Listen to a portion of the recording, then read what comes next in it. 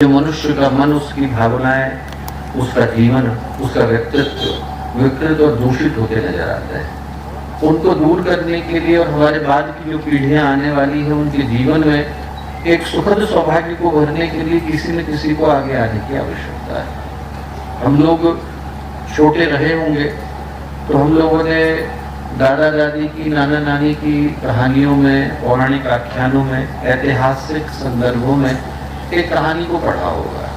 कहानी पढ़ी थी कि पहले के समय के जो असुर थे, दैत्य थे, राक्षस थे, उनके पास एक बड़ी विशेष शक्ति हुआ करती थी। और वो शक्ति क्या हुआ करती?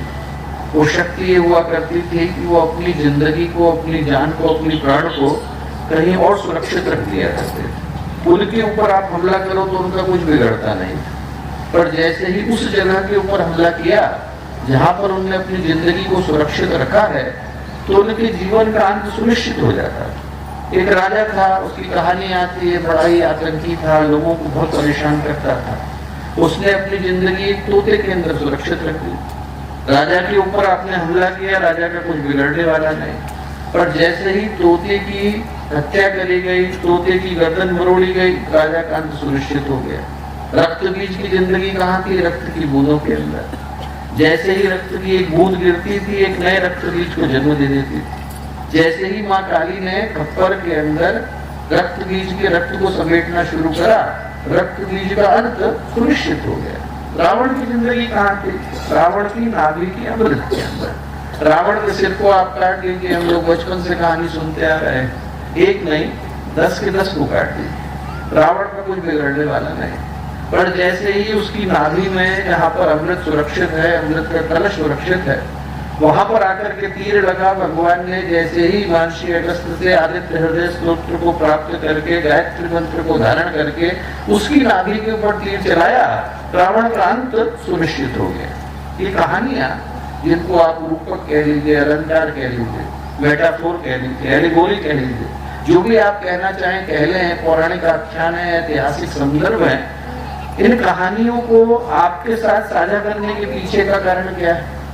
उस कारण को मैं आपको 2 मिनट में बताना चाहता हूँ, क्योंकि वो कारण यही है कि आज की परिस्थितियों में भी हम लोगों की आंखों के सामने में भी कुछ ऐसा ही होता है। विकृतियां, आज के समय की आसुरी शक्तियां, नकारात्मक ताकतें, वो इंसान के मन के ऊपर, मस्तिष्क के ऊपर कब्जा करके बैठ गई और उनके ऊपर सीधा प्रहार करने से उनका कुछ बिगड़ता नहीं। आप एक जगह व्यक्ति की असुरता को दबाने का प्रयत्न करते हैं, 4 नई जगह से शुरू हो जाती है। वो कौन सी प्रवृत्तियां हैं जिनके साथ आज के साधुओं को, आज की प्रकाश की ताकतों को लोहा करने की आवश्यकता है, उनके साथ युद्ध करने की, उनके साथ 2-2 हाथ करने की आवश्यकता है। वो जो प्रवृत्तियां कौन सी हैं, उनके विषय में पहले बात करना अनिवार्य हो जाता है। उनके साथ कैसे लड़ा जाए, ये बात की बात है। पहले इस बात को समझा जाए कि किन दुष्प्रवृत्तियों की ओर मैं इशारा कर रहा हूँ। तो जिन दुष्प्रवृत्तियों की ओर मैं इशारा कर रहा हूँ दोस्तों, उनको जानने के लिए हम लोग को बहुत दूर जाने की आवश्यकता नहीं। मनुष्य के मन को अंदर गहराई के साथ समझने की आवश्यकता है। जीवन का उद्देश्य तो व्यक्ति पहले ही भूल करके बैठा था। जीवन का उद्देश्य यदि उसे याद होता तो इतने सारे महापुरुषों को, इतने बड़े बड़े अध्यात्मवेत्ताओं को, इतने बड़े बड़े ऋषियों को, इतने बड़े बड़े अवतारों को बार बार धरती पर आकर मनुष्य को उसके जीवन का उद्देश्य स्मरण दिलाने की आवश्यकता नहीं होती। जीवन का उद्देश्य तो व्यक्ति को पहले ही याद नहीं, पर जिस कारण से वो भूल करके बैठा था, यदि वही उसको मिल गया होता तो मन में संतोष तो होता। यहाँ न माया मिली, न घर के रहे, न घाट की। व्यक्ति पूरी जिंदगी भगवान को भुलाकर, भगवान के सिद्धांतों को भुलाकर, ईश्वर के दिए गए नियमों को भुला करके जीवन जीता है। और क्यों जीता है? संसार के सुख और भोग मिल जाए। पर वो भी व्यक्ति को ढंग से जहां नसीब हो पाते हैं। व्यक्ति ढंग से संसार के सामान्य से सुख भी नहीं भोग पाता है। वो शरीर जिसकी इच्छाओं की पूर्ति के लिए, कामनाओं की पूर्ति के लिए, वासनाओं की पूर्ति के लिए, उनको पूरा करने के लिए व्यक्ति कुकर्म करने से, कुकृत्य करने से, पाप करने से चूकता नहीं। हिंसा करता क्यों है? अपराध करता क्यों है? गलत काम करता क्यों है? गलत राह पर जाता क्यों है? क्योंकि व्यक्ति के मन की कामना एक ही है कि मेरे शरीर के सुख भोगों की प्राप्ति हो जाए, और वो शरीर भी व्यक्ति को ढंग से सुख नहीं दे पाता है।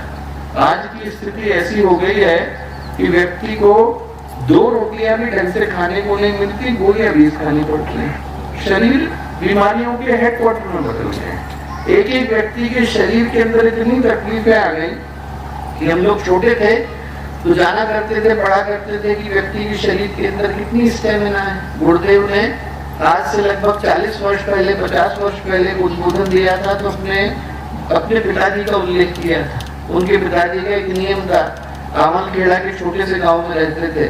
जैसे ही एकादशी का दिन आता था, जैसे आज का दिन है, तो हर एकादशी के दिन वो कामलखेड़ा से निकलते थे और जो निकट का गंगा का घाट है वहां पर जाते थे। वहां जाकर के गंगा का स्नान किया, गीता के 11 अध्याय का पाठ किया, विष्णु सहस्त्र नाम को पूरा पढ़ा, अपने जप को, अपने पूजा को पूर्ण किया और फिर लौट करके आते थे। यात्रा कितनी होती? 32 किलोमीटर की होती है। 32 किलोमीटर की यात्रा गुरुदेव के पिताजी हर एकादशी को करते थे और आने के बाद घर का काम भी करते थे। वो समय वो था जब लोगों को 32 किलोमीटर एक यात्रा हर पक्ष में, हर पखवाड़े करने में दिक्कत नहीं होती। और आज की तारीख में तो व्यक्ति बिस्तर से नीचे उतरने में थकने लग जाता है। रोटियां व्यक्ति थोड़ी खा पाता है, गोलियां ज्यादा खानी पड़ती। ऐसी ऐसी बीमारियां हो गई हैं जिनके बारे में बड़े से बड़े मिलता नहीं। व्यक्ति को इतनी तकलीफें हो गई, आप लोग सोच करके देखिए, ज्यादातर लोग मुझसे बड़े हैं, हम लोग छोटे थे तो गांव में एसिडिटी हो जाती थी तो बड़ी बीमारी समझी जाती थी। और आज की तारीख में तो कैंसर भी एकदम सर्दी जुकाम फ्लू की तरह से हो गया है। व्यक्ति ईश्वर के पास से शरीर को लेकर के आया, वो शरीर चला गया। मन को लेकर के आया और मन मिला था विचारों को करने के लिए, योजनाओं को करने के लिए, संकल्पों को मूर्त रूप देने के लिए। और मन किस चीज का गवाह बन गया है? मन किस चीज का प्रमाण बन गया है? मन किस चीज का घर बन गया है? समस्याओं का, उलझनों का, स्ट्रेस का और टेंशन। इतनी ज्यादा स्ट्रेस और टेंशन हो रही है कि छोटे छोटे बच्चे जिनके कंधे पर तो अभी बस्ते भी ढंग से नहीं आए, उनके जीवन में भी परेशानियां आ गई। बड़े आदमी को तो छोड़ ही दीजिए, छोटे छोटे व्यक्ति के जीवन में इतनी तकलीफें, इतनी परेशानियां आ गई हैं कि व्यक्ति मुस्कुराना भूल गया है। वो दिन दूर नहीं है कि आपको म्यूजियम खोलना पड़ेगा, बाहर लंबी लाइन लगेगी, 500 रुपए का टिकट लगेगा और लोग क्या देखने के लिए जा रहे हैं? अंदर एक आदमी मुस्कुरा रहा है, उसको देखने के लिए जा रहे हैं, बाहर तो मिलता नहीं। तो व्यक्ति का शरीर जो है बीमारियों का घर बन गया, मन परेशानियों का बन गया और भावना कुंठाओं का घर बन गया। इतनी ज्यादा व्यक्ति के जीवन में कुंठाएं, परेशानियां, इतनी छोटी छोटी बातें उसके जीवन में आ गई हैं। व्यक्ति संवेदनशील तो नहीं हुआ, पर व्यक्ति इतना ज्यादा भावुक हो गया है, इतना ज्यादा अपनी संवेदनाओं से भर गया है कि छोटी छोटी बातें व्यक्ति को इतनी गहरी चुभ जाती हैं कि किसी ने कुछ कह दिया, व्यक्ति घर से बाहर निकलता है, रेल की पटरी के नीचे जाकर के कट जाता है। शरीर गया, मन गया, भावना गई। हम लोग अपने आसपास यदि दृष्टि उठा करके देखें तो हमें क्या देखने को मिलता है? हमें स्वार्थी और निकृष्ट समाज देखने को मिलता है, टूटते और बिखरते परिवार देखने को मिलते हैं, हमें भटके और बीमार इंसान देखने को मिलते हैं। धर्म के अंदर की धारणाएं चली गई, अध्यात्म के अंदर की आस्थाएं चली गई, चेहरे पर परेशानी आ गई, अंदर की सच्चाई चली गई, एक दूसरे के प्रति का प्रेम और विश्वास चला गया, घर बड़े होते चले गए, परिवार छोटे होते चले गए, व्यक्ति एक दूसरे को भूलता चला गया। आदमी के अंदर आज की तारीख में ये स्थिति है कि एक अच्छा इंसान खोजने में व्यक्ति को 30-30, 40-40 साल चले जाते हैं। कहने को जनसंख्या बढ़ गई है, पर विश्वास के लिए, भरोसे के लिए एक अच्छा आदमी यदि व्यक्ति को ढूंढना हो तो जीवन के 20-30 वर्ष व्यक्ति गुजार देता है और तब भी भरोसे का व्यक्ति उसे मिलता नहीं। स्वार्थ, संकीर्णता, क्षुद्रता, ये मनुष्य के जीवन में आकर के इतने गहरे बैठ गए। तनाव, दुर्विचार, उद्विग्नता, ये हर मनुष्य के जीवन के अंदर इतनी गहरी बैठ गई है कि व्यक्ति सब कुछ पा लेने के बाद भी उसको आप कुबेर का खजाना भी दे दीजिए तब भी उसके मन में असंतोषी है। आप जरा सोच करके देखिए कि जो अरबपति हो गए, खरबपति हो गए, वो इतना सारा पैसा कमा लेने के बाद भी घूस और भ्रष्टाचार क्यों करते हैं? इतना पैसा तो है। आदमी इसलिए करता है क्योंकि मन में कहीं गहरे बैठ गया है कि जितना मुझे मिला है वो कम है और कभी भी जा सकता है। वो जो अंदर का संतोष है, अंदर का भाव है और अंदर की अतृप्ति है, वो व्यक्ति को जिंदगी भर दौड़ाती है।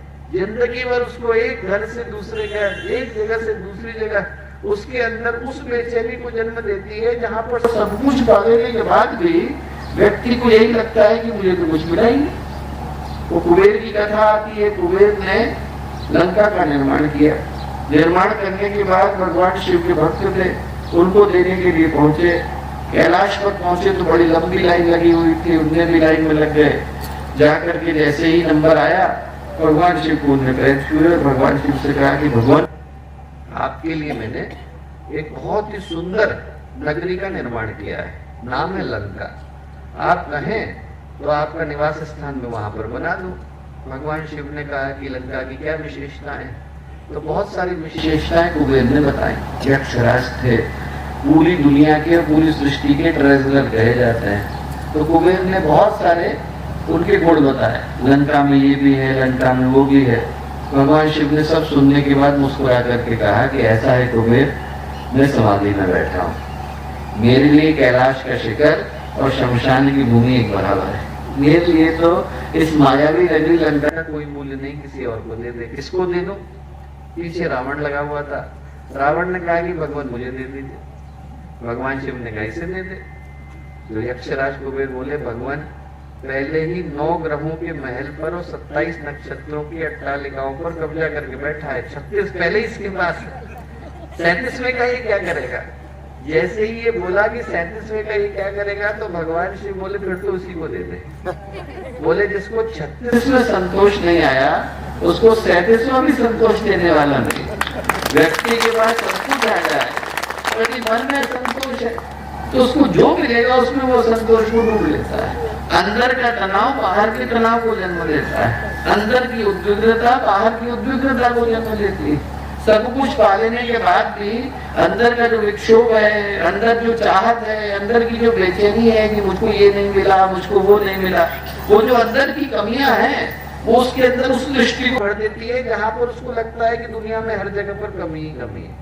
हमारे से नीचे वालों ने कुछ नहीं दिया, ऊपर वालों ने कुछ नहीं दिया, डॉक्टर ने ढंग का इलाज नहीं किया, सरकार ने ढंग से सरकार को नहीं चलाया, दुनिया ढंग की नहीं है, भगवान ढंग के नहीं है। जिसकी आंखों में कमी आ गई और जिसकी आंखों में शिकायतें आ गई, वो हर जगह पर फिर शिकायतों को ही देखता है, इसके अलावा और किसी चीज को देख नहीं पाता।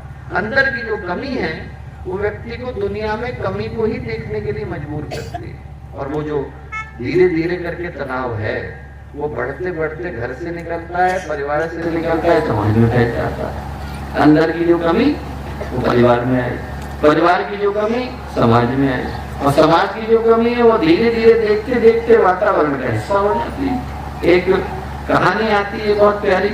एक टीचर थे, उन्हें देखा कि बच्चा चोरी कर रहा है। बहुत बड़े सरकारी अफसर का लड़का था। उन्हें कहा कि साहब सबके सामने कहना तो अच्छा नहीं। तो घर में लेकर के गए, पकड़ करके ले गए। घर में जाकर के पिताजी से कहा कि देखिए आपका लड़का चोरी कर रहा था, तो मैंने सबके सामने तो कुछ नहीं कहा, आपका बड़ा नाम है इसलिए यहाँ पर लेकर के आया कि आप कुछ करिए। पिता ने जोर का लपड़ लगाया, चोरी करता है? मैं तेरे लिए ऑफिस से इतनी अच्छी अच्छी चीजें उठा करके लाता हूँ तब भी चोरी करता है? जो टीचर थे उन्हें हाथ जोड़ लिए, तो साहब गलती हो गई। मैं तो ये सोच करके आया था कि ये अभाव के कारण चोरी करता है, यहाँ आकर के देख रहा हूँ कि ये तो स्वभाव के कारण चोरी करता है। बोले आपने घर का वातावरण ही ऐसा बना दिया है। अब धीरे धीरे करके जो मन का संतोष है दोस्तों, ये समाज के अंदर छा जाता है। मैं जिन बातों को बोल रहा हूँ वो बातें अखबारों की घटनाएं नहीं है, हमारे आसपास घट रही, हमारे आसपास के वातावरण का देख देख करके हिस्सा हो रही। और चूंकि ये वातावरण बदलता चला जाता है, हम लोग इनको रोज अखबारों में पढ़ते हैं, रोज व्हाट्सएप पर देखते हैं, कहीं ना कहीं घटनाएं घटती हैं, तो रोज रोज आंखों के सामने टकराने के कारण वो अपने मूल्य को खो जाते हैं। देखते देखते व्यक्ति को आदत पड़ जाती है, उसे लगता है समाज ऐसा ही, यही तरीका है, ऐसे ही व्यक्ति को जीने की आवश्यकता है। और ये भूल ही जाता है कि मनुष्य का जीवन मिला किस उद्देश्य के साथ। जो आज की बात है दोस्तों, वो ये याद दिलाने के लिए आई कि जब हम लोग दीप यज्ञ के पावन अवसर पर आए तो सिर्फ एक कर्मकांड को करने के लिए नहीं आए, सिर्फ एक आध्यात्मिक अनुष्ठान का हिस्सा बनने के लिए नहीं आए, बल्कि समाज के अंदर जो अंधकार व्याप गया है, मनुष्य के मन के अंदर जो अंधकार व्याप गया है, छोटे छोटे बच्चे से लेकर बड़े बड़े व्यक्ति को जो मथता परेशान करता नजर आता है, उस अंधकार को दूर करने के लिए किसी न किसी को तो प्रयत्न करने की आवश्यकता है। यदि हम सोच करके देखें कि जितनी समस्याएं, जिन समस्याओं को मैंने नाम लिया, व्यक्ति के मन के अंदर का स्वार्थ, उसके अंदर की संकीर्णता, उसके अंदर का छोटापन, आप देखिए तो छोटे व्यक्ति में और बड़े बच्चे में, छोटे बच्चे में और बड़े व्यक्ति में क्या अंतर है? वैसे बाहर की दृष्टि से देखें तो बहुत सारे अंतर है। छोटे बच्चे के पास पैसा नहीं है, बड़े व्यक्ति के पास पैसा है, उसके पास जॉब नहीं है, उसके पास है, उसके पास गाड़ी मूछ नहीं, उसके पास है, उसके पास परिवार नहीं, उसके पास है, उसके घर नहीं, उसके पास है। और एक और अंतर है, क्या अंतर है? अंतर ये है कि छोटे से बच्चे के लिए छोटी सी चीज भी खुशी का कारण बन जाती है। आप चुटकी बजा दोगे, खुश हो जाएगा। आपने मुंह पे फूंक लिया तो खुश हो जाएगा। आपने गाना गा दिया तो खुश हो जाएगा। टॉफी का हरे से रंग का रैपर दिख जाएगा तो छोटा बच्चा खुश हो जाएगा। और बड़े व्यक्ति के लिए बड़ी चीज भी शिकायत का कारण बन जाती है। जितनी बड़ी चीज आप दोगे, उतनी बड़ी चीज में उतनी ही बड़ी कमी देखने के लिए तैयार है। यमुना नगर की घटना है 4 साल पुरानी। माता पिता ने 65 लाख रुपए बचाए, बच्चे को बचा करके ऑडी गाड़ी खरीद करके दी। उसने जैसे ही ऑडी गाड़ी ली, पहले ले जाकर के यमुना नगर के कैनाल के अंदर डाल दी। क्यों? क्योंकि उसे जगुआर चाहिए थी। तो आप सोच के देखिए, जितना बड़ा व्यक्ति हो गया है उतनी ही बड़ी उसकी शिकायतें हो गई, उतनी ही ज्यादा उसके मन में कमियों को देखने की आदत पड़ गई।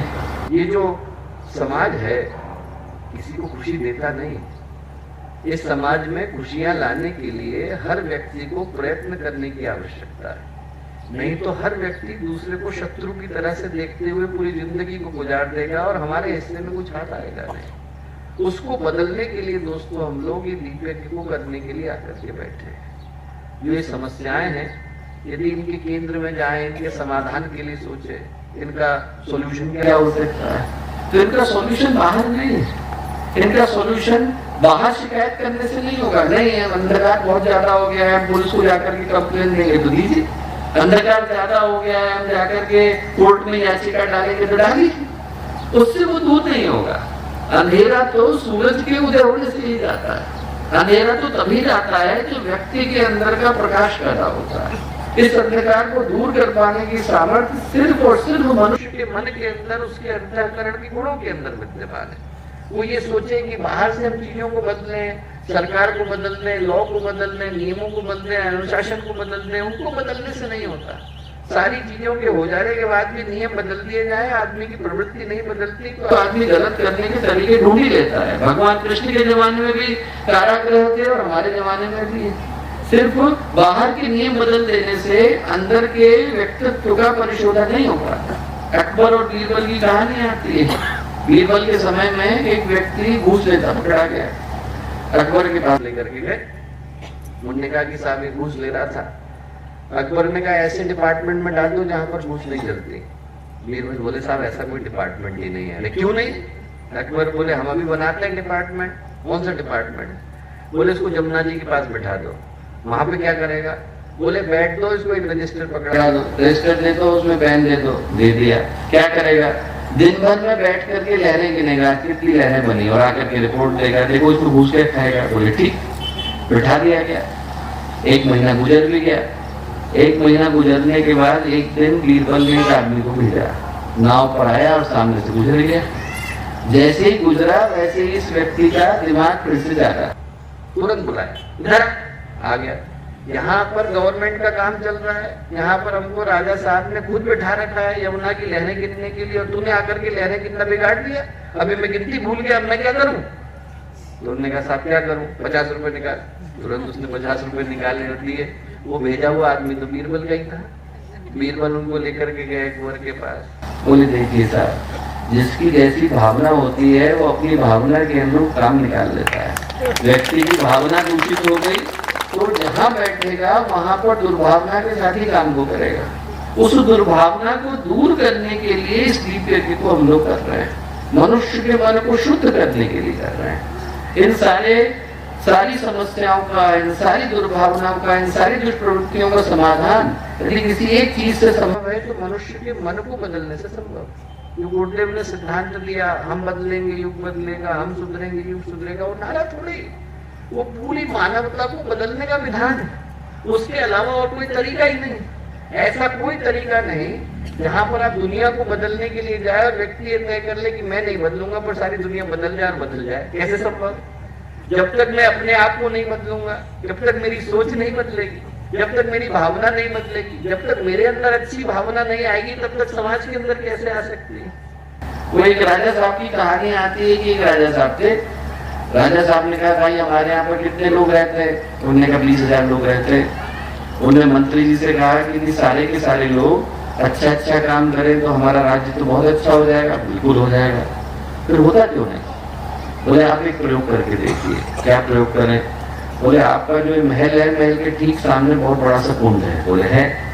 बोले आप सब लोगों से कहिए कि अपने अपने घर से कल सुबह 1 लोटा दूध लेकर के आए और कुंड के अंदर डाल दें। कल सुबह तक भर जाएगा। भरेगा कि नहीं? बोले बिल्कुल भर जाएगा। घोषणा करवा दी गई, मुनादी पिटवा दी गई, सब लोगों को बोल दिया कल सुबह हर व्यक्ति को अपने घर से क्या लाना है? 1-1 लोटा दूध लाना है। और 1 लोटा दूध लाके कहाँ पे डालना है? कुंड के अंदर डालना है। सुबह सुबह राजा साहब नगाड़े बाजों के साथ देखने के लिए गए, हमारा कुंड कितना भरा? 1 भी बूंद दूध नहीं, पूरा का पूरा खाली। कहाँ गया? पता कराया गया। पता कराया तो पता चला कि हर व्यक्ति ने सोचा कि 19,999 लोग तो है डालने वाले, मैं अकेला नहीं डालूंगा तो किसको पता चलने वाला। ऐसे ही दुनिया नहीं बदलती। हर व्यक्ति ये सोचता है कि 7 खरब लोग तो है बदलने वाले, मैं अकेला नहीं बदलूंगा तो किसको पता चलने वाला है। यदि उसको बदलना है तो बदलने के लिए हर व्यक्ति को तो अपने बदलाव की शुरुआत करनी होगी। जो दीपक है वो यही याद दिलाने के लिए आता है कि अंधेरा दूर करना है तो हमें अपने अंदर के दीपक को तो जलाना पड़ेगा। यदि हमें इस दुनिया में सवेरा लाना है तो हमें अपने अंदर के प्रकाश की तो शुरुआत करनी पड़ेगी। मैं कहूंगा कि हर वो व्यक्ति जो यहाँ आकर के बैठा वो दीपक को जलाए और दीपक को जलाने के साथ ये प्रार्थना भी करे, ये अपने अंदर का संकल्प भी ले कि मैं से जितना बन पड़ेगा। ये संभव नहीं कि हम में से हर व्यक्ति भगवान सूरज बन जाए और पूरे ब्रह्मांड को प्रकाश दे, पर ये तो संभव है कि हम लोग दीपक बन जाए। जितना हमारा क्षेत्र है उतने में प्रकाश बिखेर करके आए।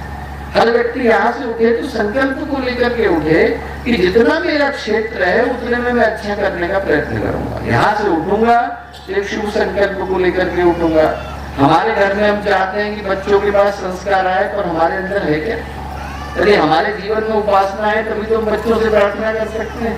हमारे जीवन में साधना है तभी तो बच्चों से अपेक्षा कर सकते हैं। हमारे जीवन में सेवा का भाव है तभी तो बच्चों को सिखा सकते हैं। मैं कहूंगा हर वो व्यक्ति जो यहाँ आकर के बैठा वो ये नहीं सोचे कि हम लोग सिर्फ यज्ञ को करने के लिए आए, बल्कि हम यज्ञ को धारण करने के लिए आए। यहाँ से उठे तो मन में शुभ संकल्प को लेकर के उठे। सिर्फ एक आध्यात्मिक अनुष्ठान का हिस्सा बनने का अवसर नहीं मिला। गुरुदेव ने जो रास्ता दिखाया वो पूरी मानवता को बदल देने का रास्ता है। इंसान के अंदर अच्छी सोच को पैदा किए बगैर, उसके अंदर शुभ प्रवृत्तियों को लाए बगैर, उसके अंदर शुभ विचारों को लाए बगैर कोई परिवर्तन संभव ही नहीं। और उस परिवर्तन को लाने के लिए, उस परिवर्तन का माध्यम बनने के लिए हर व्यक्ति का हिस्सा, हर व्यक्ति का हाथ लगना अनिवार्य हो जाता है। आज यदि हम लोगों को यहाँ पर उपस्थित हो पाने का सौभाग्य मिला तो मैं यही कहूंगा कि आज के दिन आप अपने आप से ये कहें कि हमें ईश्वर यहाँ पर खींच करके लाए। भगवान ने हम लोगों को खींच करके बुलाया। अन्य सारी जगहों पर तो व्यक्ति जाता है, पर भगवान के यहाँ व्यक्ति जाता नहीं है, भगवान के यहाँ व्यक्ति बुलाया जाता है। आप में से हर व्यक्ति यहाँ पर बुलाया गया। और बुलाया क्यों गया है? बुलाया इसलिए गया है कि इस कठिन समय में जब इंसान के ऊपर, इंसान के भविष्य के ऊपर हर दृष्टि से देखें तो अंधकार छाया हुआ है। और कोई मारे न मारे तो पर्यावरण मार देगा। मौसम को ही आप देख लीजिए कितना बेकाबू हो गया, प्रकृति कितनी क्रुद्ध है। बाहर पर्यावरण प्रदूषित है, अंदर वातावरण प्रदूषित है, मनुष्य का अंतःकरण प्रदूषित है। ऐसा कोई स्थान शेष ही नहीं रह गया है जहाँ पर अंधकार नहीं। व्यक्ति को रावण से मिलने के लिए लंका जाने की जरूरत थोड़ी है। इंसान के मन के अंदर उतरने की आवश्यकता है। एक नहीं, आपको हजारों रावण देखने को मिल जाएंगे और वो सारे के सारे मनुष्य का, मानवता का पतन करते दिखाई पड़ते हैं। उनको बदलने के लिए किसी न किसी को तो प्रयत्न करने की आवश्यकता है। आज का दिन हम में से हर व्यक्ति को पुकार, संकल्प, भावना लेकर के आया। याद दिलाता आया कि हम में से प्रत्येक के संकल्प के अंदर बल कितना है। एक व्यक्ति अकेला यदि दीपक को जलाने के लिए खड़ा होता है तो अपने ही क्षेत्र में प्रकाश कर पाता है। हजारों खड़े होते हैं तो दीपावली हो जाती है। हम लोग को ये सोचने की आवश्यकता है कि हम सबके हाथ जुड़ेंगे और हम सबके हाथ जुटेंगे तो न जाने कितनों के जीवन में हम लोग सौभाग्य को पैदा कर सकते हैं। वो एक कहानी आती है, कहानी सुना करके बात को समाप्त करूंगा कि एक जंगल में आग लगी तो उतनी देर में सारे के सारे जानवर वहां से भागे तो उतनी देर में शेर ने पलट करके देखा कि एक चिड़िया जो है वो आग की तरफ उड़ी चली जा रही है। कहाँ जा रही है? शेर ने पूछा। तो बोले मैं आग बुझाने जा रही हूँ। आग बुझाने कैसे जा रही है? शेर ने पूछा। बोले देखो उसके मुंह में पानी था थोड़ा सा, उसने जाकर के आग के ऊपर डाला और जितना 2 बूंद की नहीं उतनी आग बुझ गई। बोले देखो इतनी तो बुझ गई। शेर की समझ में आया, उसने कहा चिड़िया के अंदर बल हो सकता है तो हम लोग तो शेर। सारे के सारे प्राणी इकट्ठे हुए और जंगल की आग को बुझाने चल दिए। जंगल की आग बुझ गई। हम लोग ये सोच करके देखें कि आग क्यों लगी? मानवता के भविष्य के ऊपर आग लगी, हमारी संस्कृति के ऊपर आग लगी, इंसान की सोच के ऊपर, इंसान की भावनाओं के ऊपर आग लगी। उस आग को दूर करने के लिए हर व्यक्ति को थोड़ा थोड़ा पानी डालने की आवश्यकता है। उस नए भविष्य को बनाने के लिए हर व्यक्ति को थोड़ा थोड़ा संकल्प करने की आवश्यकता है। ये ना सोचे कि हमारे अकेले के संकल्प में कितना बल है, ये सोचे हम लोगों के सामूहिक संकल्प में कितना बल है। हम लोग साथ साथ मिल गए तो न जाने किस दुनिया की सृष्टि कर सकते हैं, नई दुनिया की रचना कर सकते हैं। सिर्फ इस यज्ञ का हिस्सा बनने के लिए, मंत्रों को सुनने के लिए, आहुतियां देने के लिए आप लोग नहीं आए। पूरे भारत का, भारतीय संस्कृति का और नए भविष्य का निर्माण करने के लिए आप लोग आए। यहाँ से आप लोग उसी बल को, संकल्प को, सौभाग्य को लेकर के जाइए। याद करके जाइए कि आपके संकल्प के अंदर बल कितना है। यहाँ से जब भी व्यक्ति उठे तो यहाँ से खाली हाथ नहीं उठे। ये नहीं सोचें कि हमारे संकल्प के अंदर बल कितना है। यहाँ से उठे तो यही सोच करके उठे यदि आज भगवान ने खींच करके बुलाया है तो हम यहाँ से किसी न किसी शुभ संकल्प को लेकर के जाएंगे। अभी हम लोग का विश्वविद्यालय में थोड़े दिन पहले एक सज्जन ने आवेदन दिया पीएचडी करने के लिए। उम्र कितनी थी? 98 ईयर्स। तो मैंने उनसे पूछा, मैंने कहा कि बाबूजी आप पीएचडी करना चाहते हैं? बोले हाँ। क्यों करना चाहते हैं? बोले देखिए एक तो सीखने की कोई उम्र नहीं होती जिंदगी भर। बोले मेरी इच्छा थी कि मैं पीएचडी करूं। तो बोले अब मेरे मन में आया कि अब करने की आवश्यकता है तो मैंने 98 की उम्र में आवेदन दिया। और बोले एक और कारण है। क्या कारण है? बोले आपने आपके प्रोस्पेक्टस में न्यूनतम आयु लिखी है, अधिकतम आयु नहीं लिखी है। 18 साल की उम्र में अप्लाई कर सकते हैं तो लिखा है, अधिकतम आयु नहीं लिखी। हर व्यक्ति ये सोचे कि मेरे पास संकल्प का बल कितना है। गोस्वामी तुलसीदास जी ने 89 वर्ष की उम्र में रामचरितमानस को लिखना शुरू किया था। तेलंग स्वामी ने 120 वर्ष की आयु में दीक्षा ली थी। नागार्जुन 108 वर्ष की उम्र में समाधि को धारण करने के लिए बैठे थे।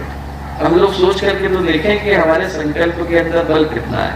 न उसकी कोई उम्र है, न उसकी कोई सीमा है, न उसकी कोई अवधि है और न उसका कोई काल है। सिर्फ उसके पास संभावना ही संभावना है। आप में से प्रत्येक का संकल्प इस क्षेत्र को बदले, राजस्थान को बदले, वागड़ को बदले और दुनिया को बदले। ऐसी प्रार्थना, ऐसी शुभेच्छा, ऐसी मंगल कामनाएं हम लोग ईश्वरी शक्ति से करते हैं।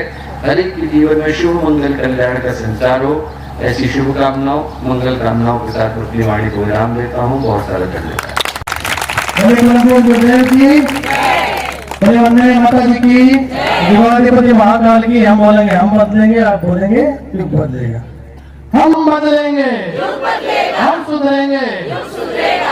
पुनः करता ध्वनि करके परम सम्मानित डॉक्टर साहब का ताली बजा करके हम सभी अभिवादन वंदन करें। किसी समय में से समय निकाल करके उनका आगमन यहाँ पर हुआ है। इस वागड़ क्षेत्र को उन्होंने पवित्र किया और ऐसे दिव्य समय में जब हर व्यक्ति अशांत है, उन्होंने गंगा जल के समान शीतल आशीर्वचन पर पूज्य गुरुदेव का आशीर्वाद हम सभी को दिया। उनका बहुत बहुत धन्यवाद। आइए कार्यक्रम के अगले चरण में अभी थोड़ी देर बाद दीप महायज्ञ के यहाँ से प्रारंभ होगा। आप सभी को दीपक की प्रेरणा मिलेगी, कैसे जन जन में ज्ञान क्रांति के अलग को और फैलाएं, उसकी प्रेरणा यहाँ से मिलेगी।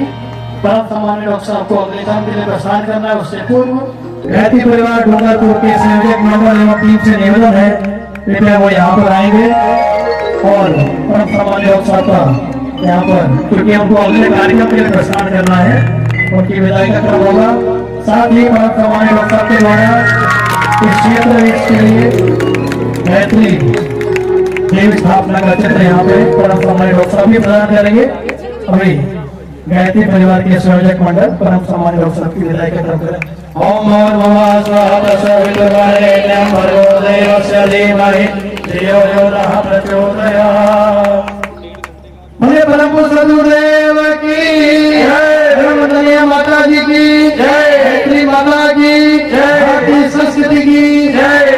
बहुत बहुत धन्यवाद। पुनः करता ध्वनि करके हम सभी डॉक्टर का धन्यवाद करें। दोनों हाथ जोड़ लें और गुरु सत्ता को परम सत्ता को भावना नमन करें। इनकी कृपा से आज का यह पावन प्रसंग ओम नमो स्वनंदाय सहस्रमूर्तये सहस्रपादाय शिरोरुबाहवे सहस्रनाम में पुरुषाय शाश्वते सहस्रकोटि युगधारिणे नमः सहस्रकोटि युगधारिणे नमः।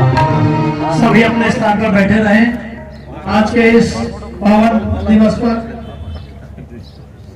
हम सभी ने सर्व सम्मानित डॉक्टर साहब का दिव्य संदेश श्रवण किया। उसी संकल्प के साथ यहाँ से हम सभी को प्रस्थान करना है। अभी दीप माली के प्रारंभ होगा। अन्य अन्य दीपों के माध्यम से हम सभी को प्रेरणा मिलेगी और हम सभी जीवन में कुछ करके जाएंगे। आइए अगला क्रम शांति क्रम के उद्घाटन होने वाला सोलह होगा।